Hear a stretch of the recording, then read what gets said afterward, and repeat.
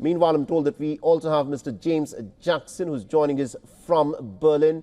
James Jackson is a journalist and a political analyst. Mr. Jackson, I want you to react to this statement by the American president on his Truth Social account, where he says that Nicolas Maduro and his wife have been captured and have been flown out of Venezuela.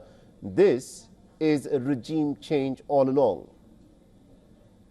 I mean, this is absolutely spectacular and shocking news, if this is indeed true. We expected strikes and have done for a while. The strikes were possibly larger than many expected, taking place not just in the capital of Caracas, but also in 4 other states, including La Guajira.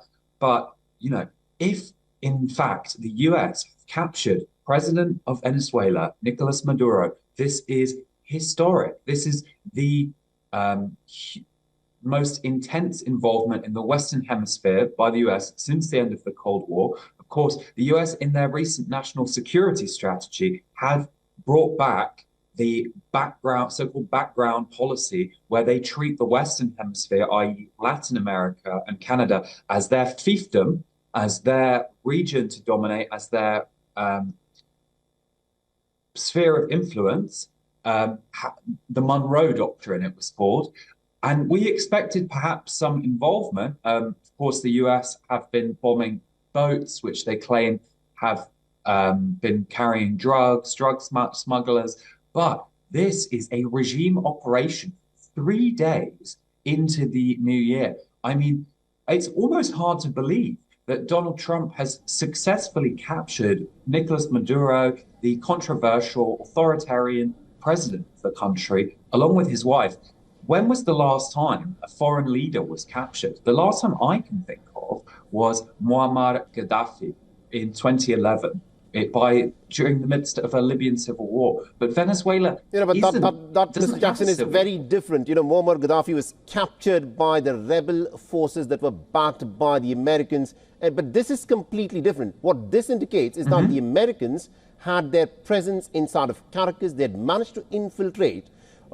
If what the American president is claiming is true, then they've managed to infiltrate the security apparatus that Nicolas Maduro would have had around him, that he has effectively been captured in the middle of the night along with his family and has been flown out from Venezuela. We, of course, wait for the Americans to come out and give us more details on how they've managed to do this. But this also, takes away the fig leaf of the reasoning that the Americans had been giving all along, that this was about a crackdown on narco-trafficking. This was never about narco-trafficking. This was about regime change to capture Venezuela's oil resources.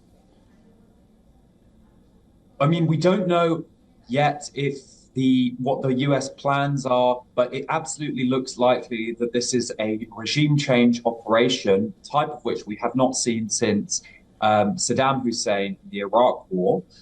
Whether it's about oil, that can only be speculated at this time. Of course, we saw hints of this with the Nobel Peace Prize winner last year, who was a Venezuelan opposition activist who called for this, which is a very strange thing for a Nobel Peace Prize when it's due to call for regime change and possibly war. The question is, will this decapitate the so-called Bolivarian regime? So, of course, the Venezuelan regime sees itself in the tradition of Simón Bolívar, a socialist or proto-socialist leader who fought for Latin American independence. Maduro was the less popular successor of Hugo Chavez, who was very popular and who saw many attempted coups against him by the pro-capitalist opposition, the liberal opposition. Now, Maduro was seeing many protests. A lot of analysts said he stole the last election, but in recent years that had quieted down as Venezuela's geopolitical position improved due to the Russia-Ukraine war and the fact that many European countries and others actually needed Venezuelan oil. So it looks like Trump is not happy about this. He's been quite clear that he does not see the Venezuelan government as legitimate. But the fact that we are seeing 3 days into 2026 a almost old-fashioned regime change operation, 1980s style coup. In fact, this is perhaps more dramatic than any that's taken place before, because as you mentioned, with in Latin America, with Gaddafi, it was in the midst of a civil war.